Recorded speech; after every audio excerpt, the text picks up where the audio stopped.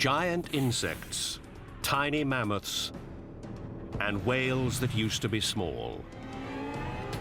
In the story of size, expectation is turned upside down. Rats are the heroes.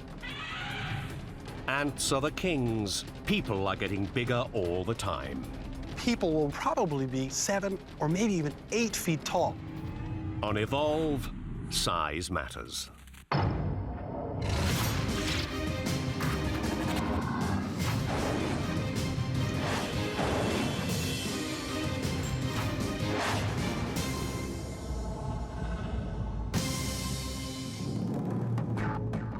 What if there was a world where the big creatures were small and the small creatures were big? Actually, we're living in it.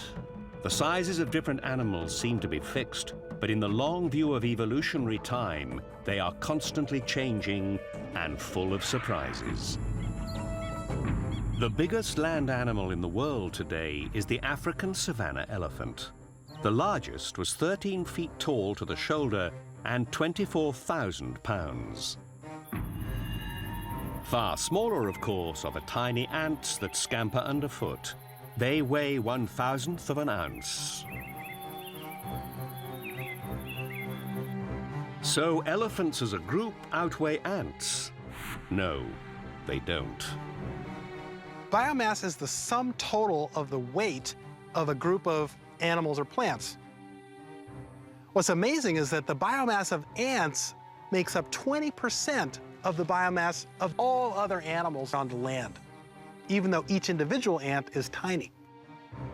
The biomass of ants outweighs elephants by more than 10 to 1.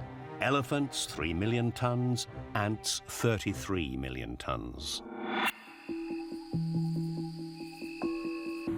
Weight, length, height. Nothing is fixed, nothing is certain. Size changes because size can determine an animal's fate.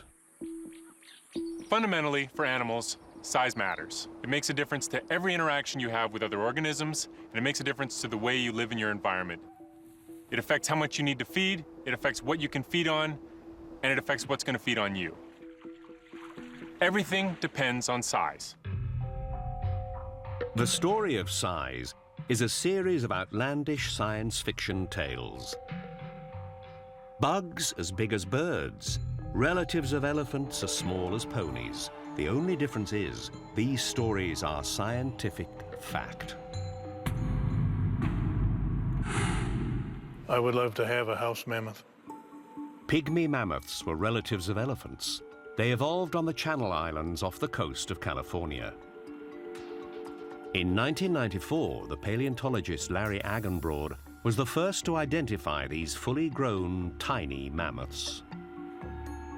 Got a phone call from Channel Islands National Park, and they explained they had a big skeleton being exposed on the island. Could I determine whether it was a mammoth or something else? Mammoths emerged about 1.8 million years ago, and some species were alive as recently as 4,000 years ago. Mammoths were larger than modern-day elephants, up to 14 feet to the shoulder. What Agenbrod discovered on the island that day was strangely smaller. At the Mammoth Site Museum in Hot Springs, South Dakota, Agenbrod compared his beasts. Here's a femur of another mammoth. It's the same femur as we got there, a right femur, but you can see that it's very small, only a fraction of the size of this big Columbian mammoth. A study of the wear and tear on the bones determined that the smaller animal was not a juvenile. It was a fully grown adult.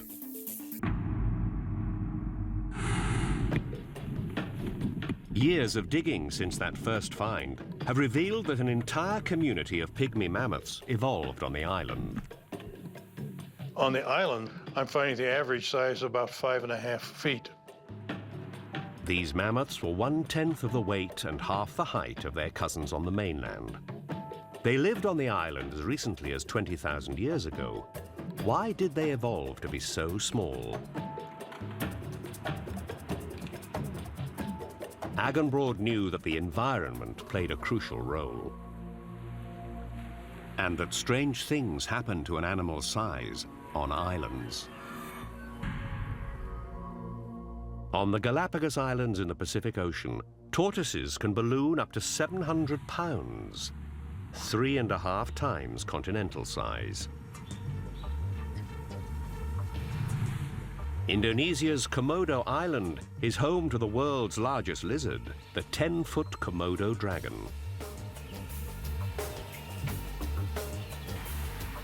These giants thrive when cut off from predators. So why would a mammoth shrink?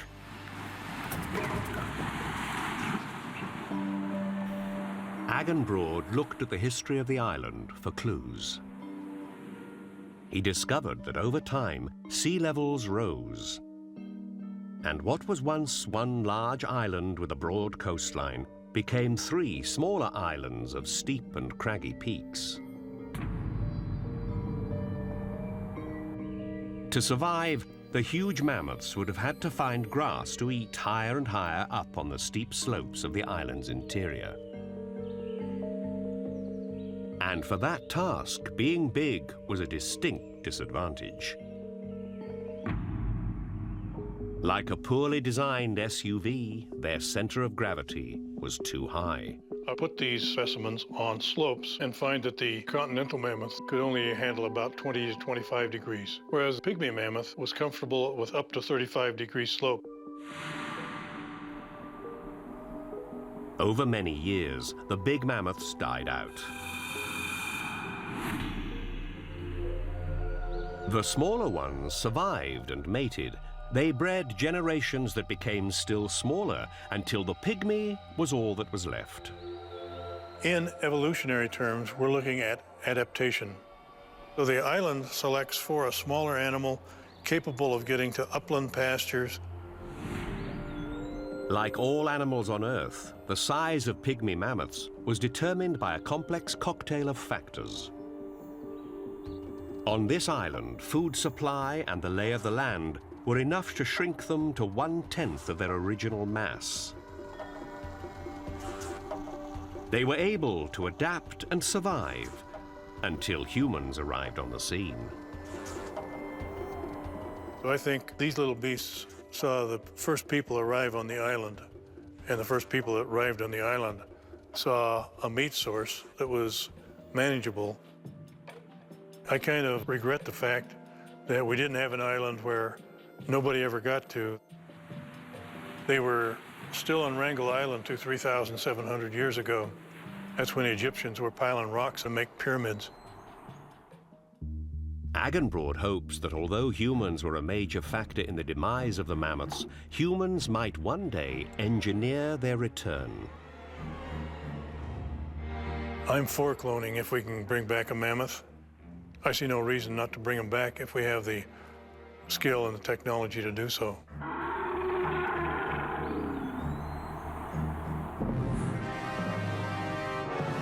Whatever you have imagined in your wildest dreams now becomes a visual reality. This trailer for an old science fiction film shows a bee the size of a car. What's it doing? Sealing us in. Insects never got that big. But in the real world of 260 million years ago, fossil records clearly show that some insects were huge. Menonura, the ancestor of dragonflies, buzzed around with a wingspan of 3 feet. Arthroplura, the 7-feet-long crawly ancestors of millipedes. And giant mayflies, over a foot long and bigger than a blue jay.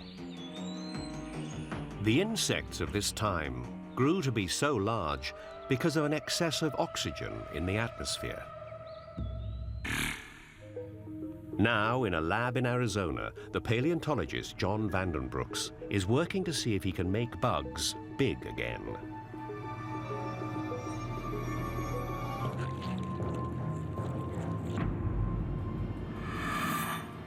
We're rearing insects in the lab here under different oxygen levels to see how it affects their modern development.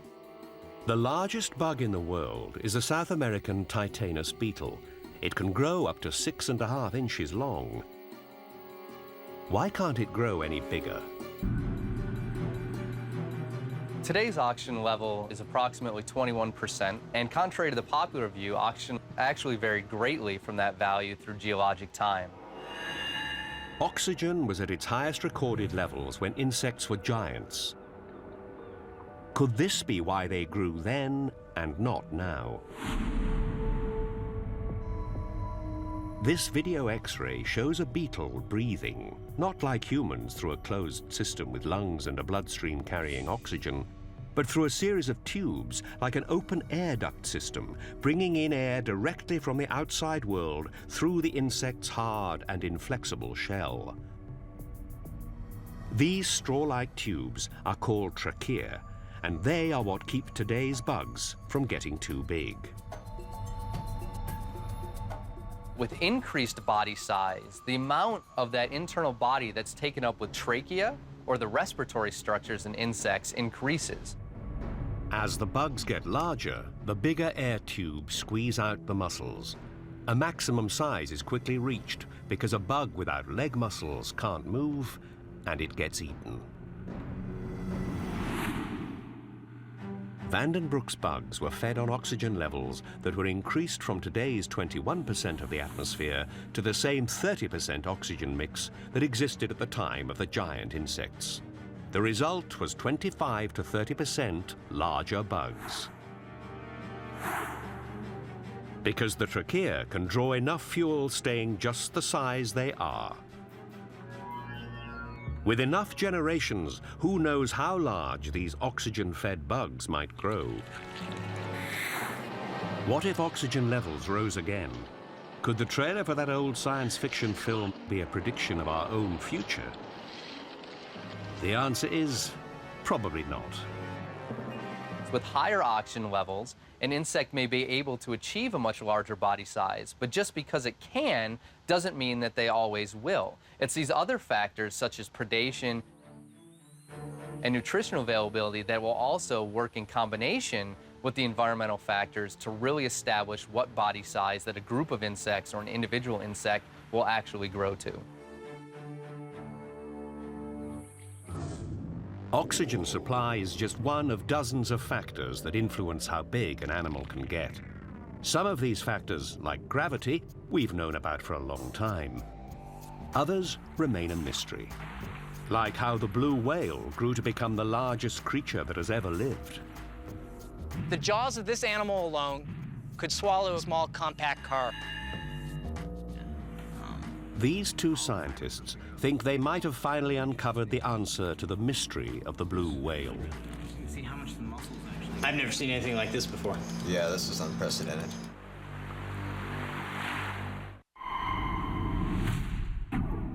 Facing the challenges of their changing environments, over time creatures have shrunk and exploded in size like the images in a distorted mirror.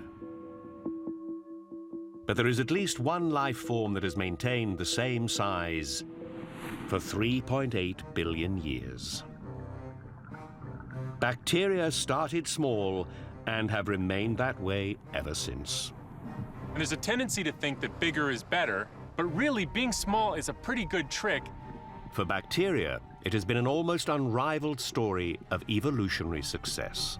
It's been said that if humans disappeared from the Earth, 99.9% of species wouldn't even notice that anything had happened.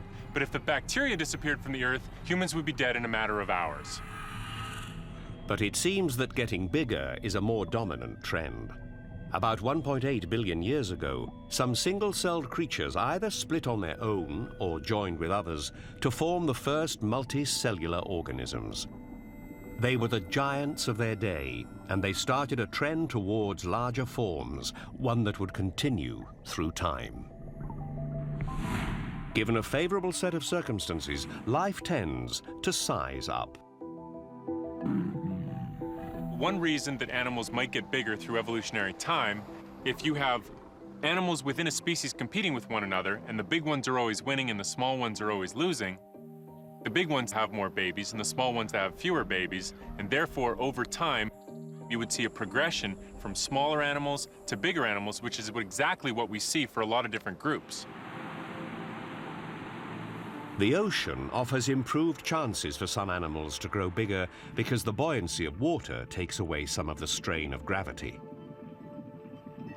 One aquatic life form has got bigger over millions of years to a size so unimaginable that even scientists have a hard time understanding how they survive. The blue whale, the largest creature that has ever lived. Whales weren't always big. In fact, their ancestors didn't even live in the ocean. Whales started out on land. The ancestors of whales were sort of dog-like creatures that are most closely related to today's hippos, and they moved back into the water probably to feed on fish. After millions of years of adaptation, modern whales emerged. They were fully aquatic.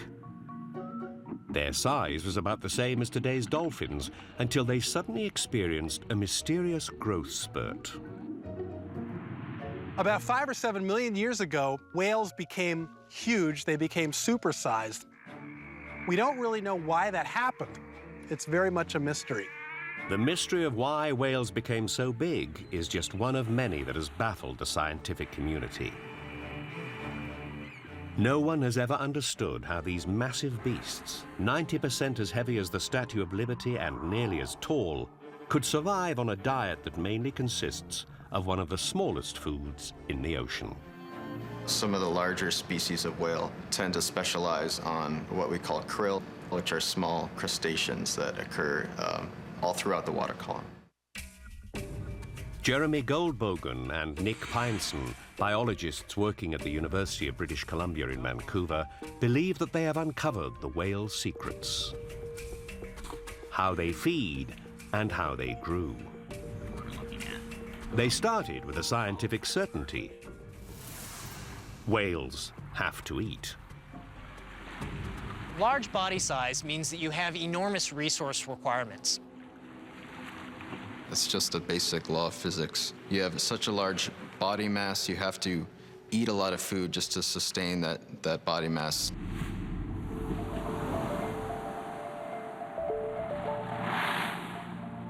To survive, the blue whale needs a ton of food a day. It feeds on the surface of the ocean, opening wide to envelop as much as 18,000 gallons of water at once.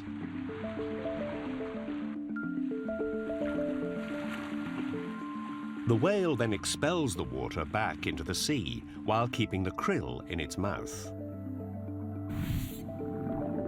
It traps the krill with a unique curtain-like wall of tough plates that dangle from the roof of its mouth, called baleen.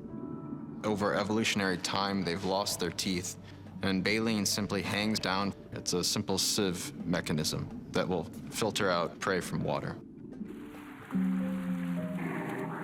But at the surface, even with baleen, the whale only captures about 20 pounds of krill. That means it needs 100 meals a day, a seemingly impossible task. It makes you wonder whether or not the baleen whales can meet their daily energetic requirements. Clearly, whales couldn't be so big unless they ate enough. The answer had to lie in the way they got their food. Goldbogen made a breakthrough, accidentally. In 2003, he worked on a joint expedition with Scripps Oceanographic and Cascadian Research. The expedition attached recording devices to whales with suction cups to track their singing behavior. The tags measure such things as how fast they go, how deep they go, when they're swimming. But the whales didn't sing, and the data seemed useless. That was until Goldbogen realized that the whales were acting strangely. A detailed analysis revealed that the whales were feeding 600 feet down below the water's surface. Could this secret eating area hold the key to the whale's success? This is the first time we've been able to see what a whale is doing underwater, at least a whale this big.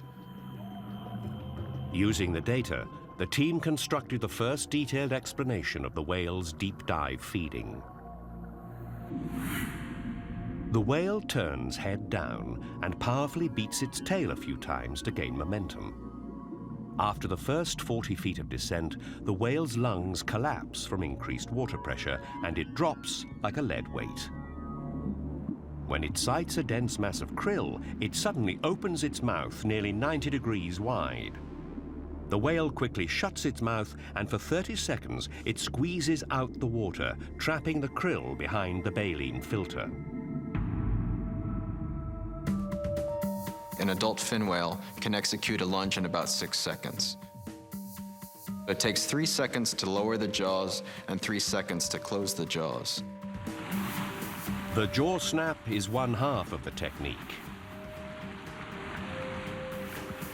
The second is the huge cavity that opens up beneath the lower jaw.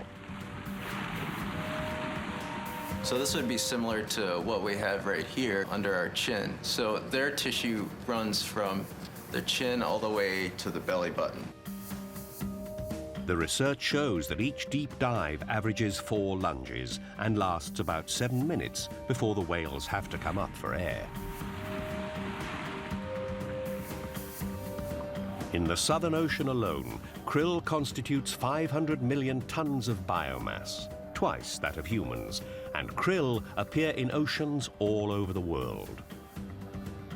This plentiful food supply for whales turns out to be a key factor in their evolution as giants of the sea. With dense packs of krill available down deep in the ocean, the whales can get enough food in just 4 hours a day.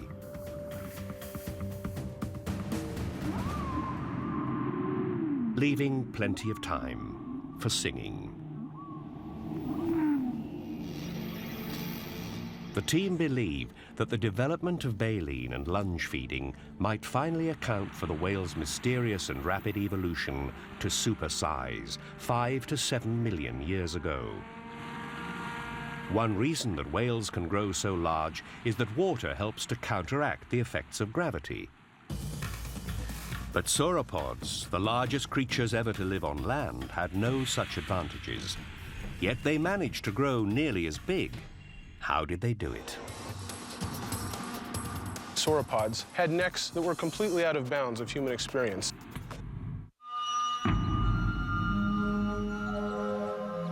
In the world of big, nothing on land has ever beaten the sauropods.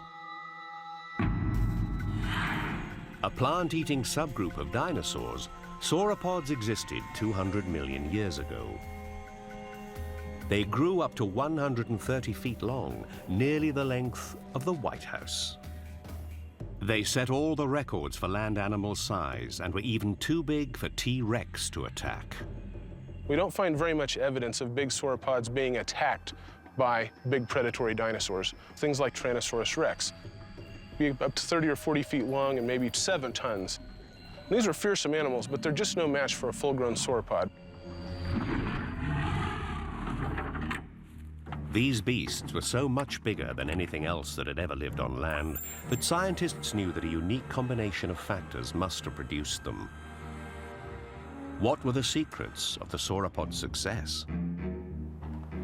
This is Brachiosaurus. This animal is 75 feet long, 45 feet tall, and weighed about 30 tons. The evolutionary biologist Matt Wadel has been working on the riddle for years. All the conditions had to be just right to produce this freak of nature. His first clue came when scientists discovered that the Earth in the age of dinosaurs was very different to our own world. Sauropods almost lived on a different planet, not separated from us in space, but in time. What made the Earth so different was the atmosphere. Recent analysis of fossil records suggests that carbon dioxide levels during the Triassic period, the beginning of the age of the dinosaurs, soared to their highest levels ever. As a result, plant growth exploded.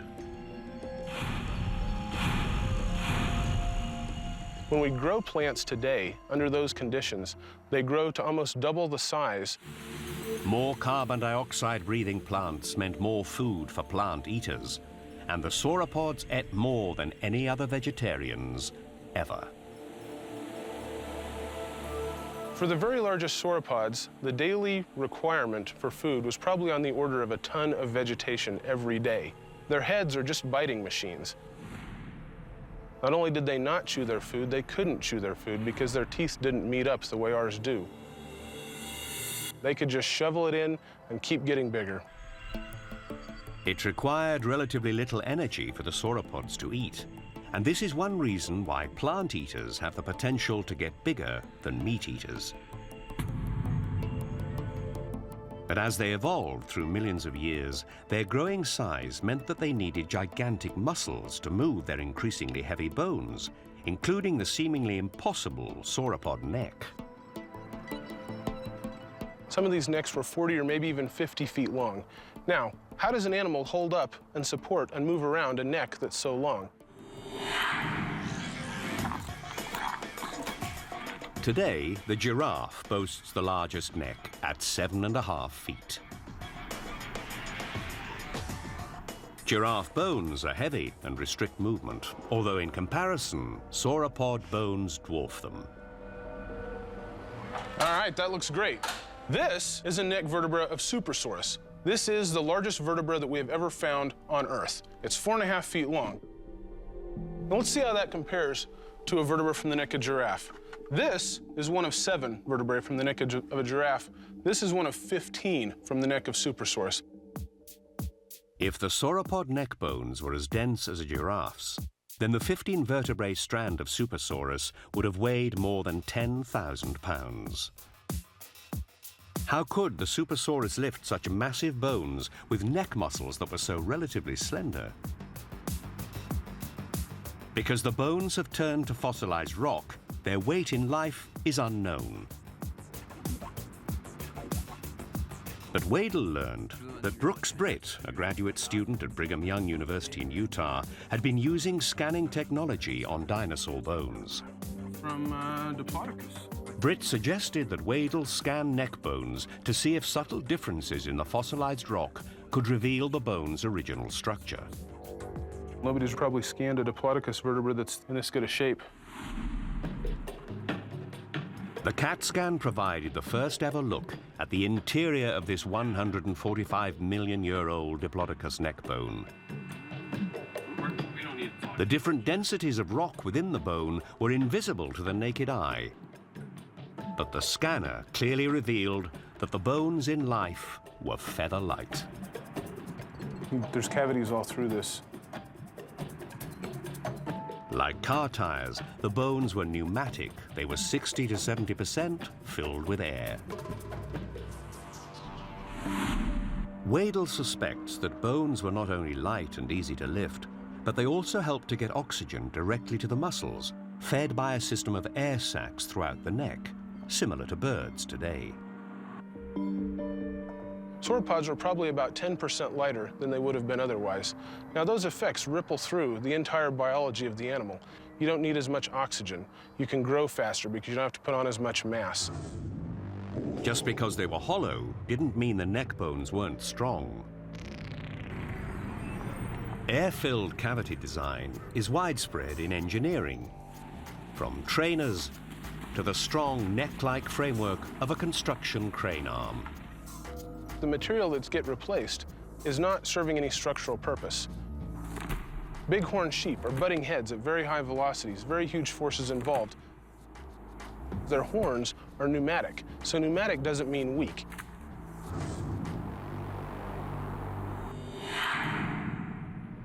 The sauropods had evolved just the right mix. Hollow bones, plenty of food, and a huge size that deterred predators. They had everything going for them.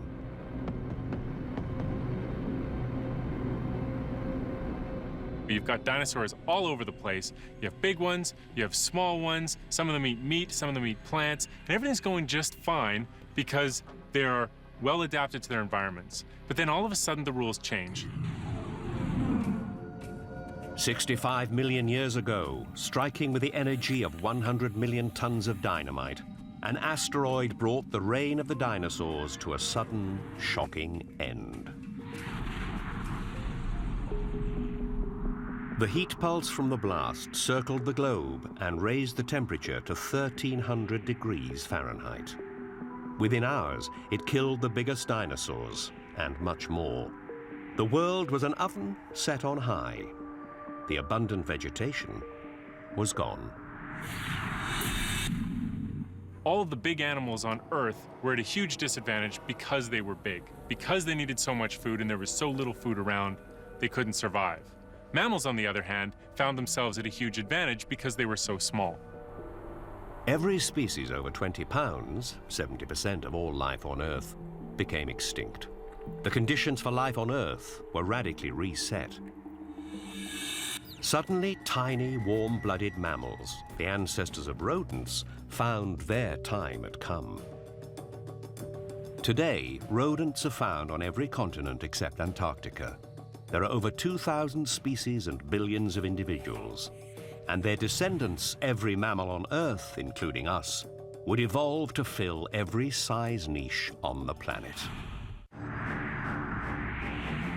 65 million years ago, a mass extinction catastrophe wiped every species that averaged more than 20 pounds off the face of the Earth. 70% of all life on the planet was destroyed. But tiny mammals, much smaller than today's rodents, survived. This guy would have been a giant compared to the mammals at that time. Evolutionary biologist Phyllis Smith works with a creature approximately 200,000 times smaller than the sauropod. But it's no less important in the strange story of size. The amazing size-changing wood rat. Well, wood rats are probably one of the mammals that are most sensitive to temperature. Bushy-tail wood rats are small in hot climates and 3 times the size in places where the climate is cold. Okay, let's go ahead and wear. The animals here in the southern part of the range in the Sangre de Cristo Mountains of New Mexico are the smallest.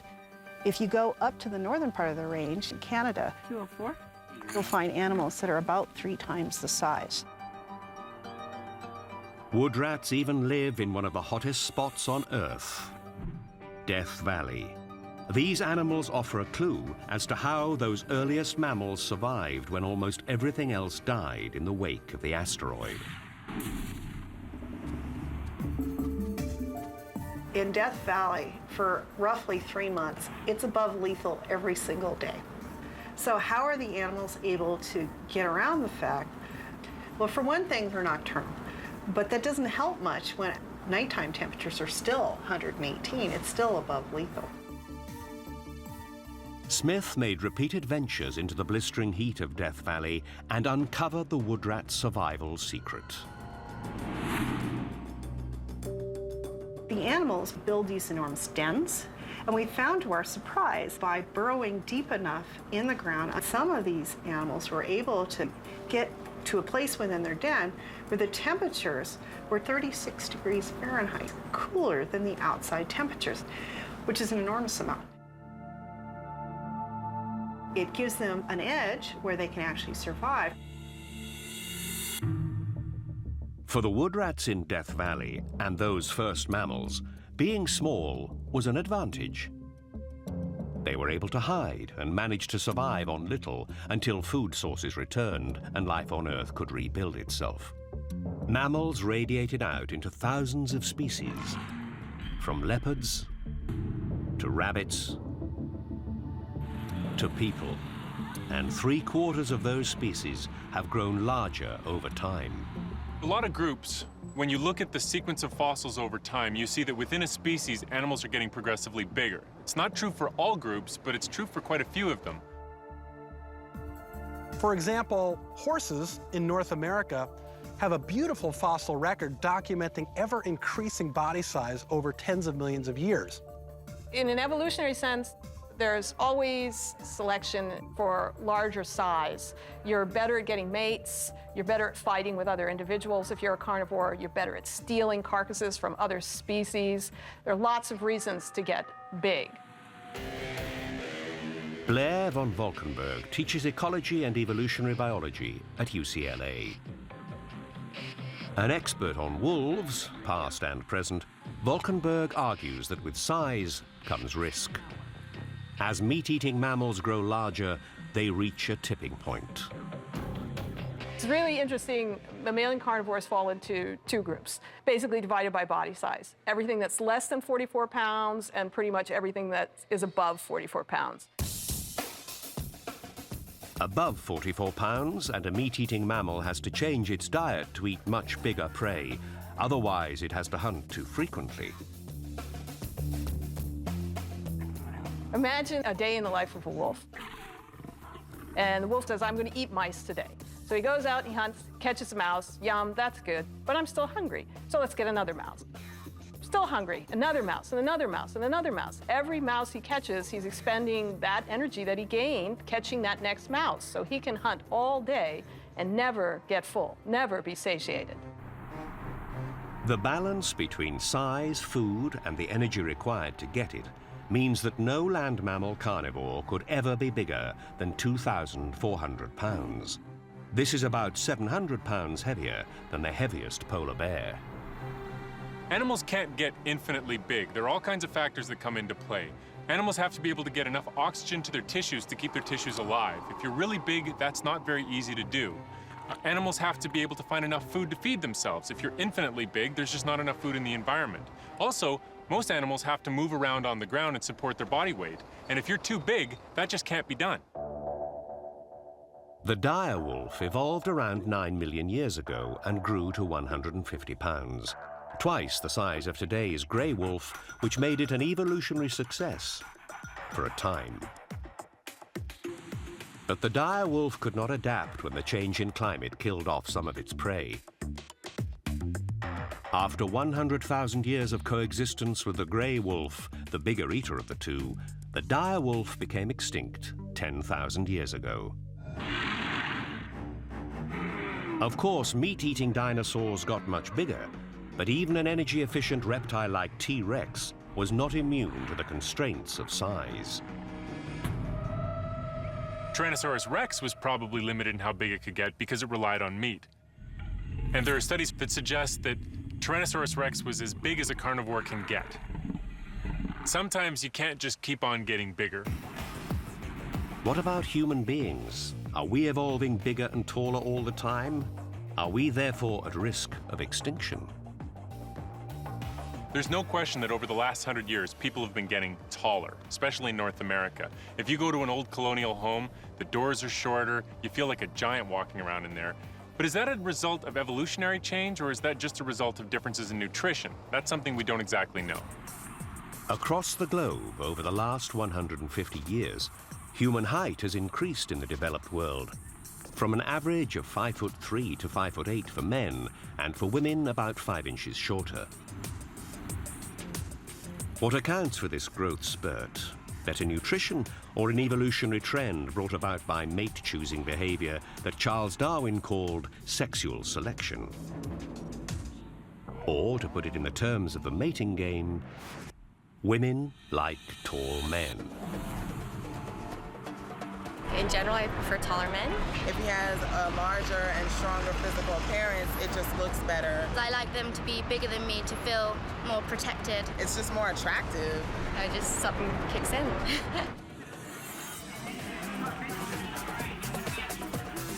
Mate preference is one of those things where people don't always have all that much insight into their own preferences.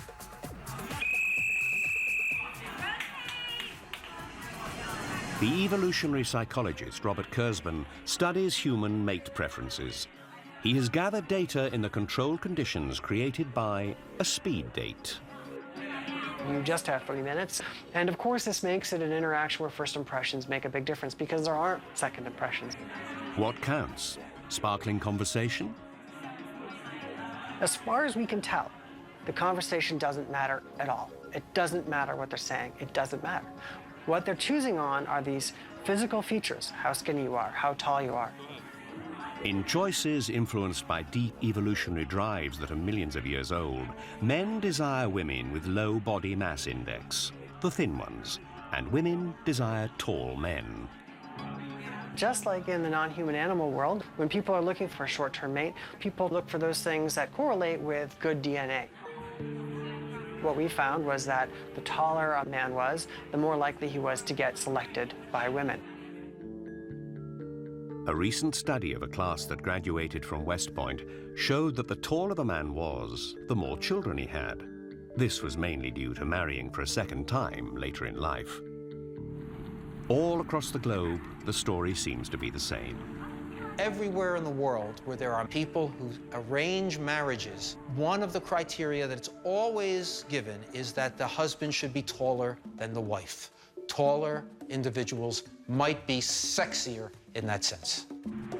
The biological anthropologist Barry Bogin has been unraveling the mystery of human growth at the University of Loughborough for over 20 years. He started with the earliest known human ancestors. What I have in my hand here is a cast of the femur or thigh bone of Lucy, the famous Australopithecus afarensis. Lucy and her kind were quite short, shorter than modern-day pygmies, under even 4 foot 8 inches tall for the men. You can see that this femur would fit in just about here. From those humble beginnings, humans grew until they reached an average of 6 foot tall 50,000 years ago. It turned out to be a high point that we'd yet to reach again. Things change, and we see a decline in stature, down to 5'3" adult males. What could cause this reversal in fortune? As elsewhere in the story of size, a changing environment. It killed off the prey that humans fed on and forced them to find new sources of food. People were not eating as well. People who previously hunted and gathered their food just couldn't find enough. And they started to harvest foods that probably were growing in their garbage piles. The seeds sprouted up and they said, hey, we can eat some of our garbage. It was the start of agriculture, and for a long time, it was a disaster. Believe it or not, agriculture was not progress. Agriculture narrowed the variety of foods people ate, and that resulted in nutritional deficiencies and smaller people. Good nutrition would be scarce, and height would remain compressed until the late 19th century, when better food, improved sanitary conditions, and healthcare took the brakes off human height. We quickly caught up. And now the developed world averages 5'9" for men, 5'4" for women. Not a record, but a best in the modern era, and the trend is definitely up. Everything seems to be in place for humans to continue to grow: nutrition, sexual selection, and the general tendency of mammals to size up over time. Just stand up straight. So are we headed for the land of the giants? If we were to come back in 200 or 300 years, the human species would probably be 7 or maybe even 8 feet tall. It seems hard to believe, but the fact is, humans have been getting taller every generation. It's a combination of nutrition and genes, but that combination is making our entire species bigger than they were. But not everyone agrees. Will we be 7-footers and 8-footers and taller?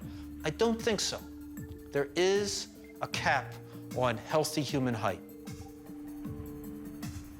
Bogin points out that people over 7 foot encounter increased medical problems associated with their height. He believes that the greatest average height we can probably achieve is a healthy 6'2" for men and 5'8" for women. If I live another 100 years, you can come back and ask me if I was right or wrong. As human beings and all life on Earth moves towards the future, the factors affecting body size, from mating to predation to environment, will continue to exert their influence. They are likely to produce amazing and unexpected results as size continues to evolve.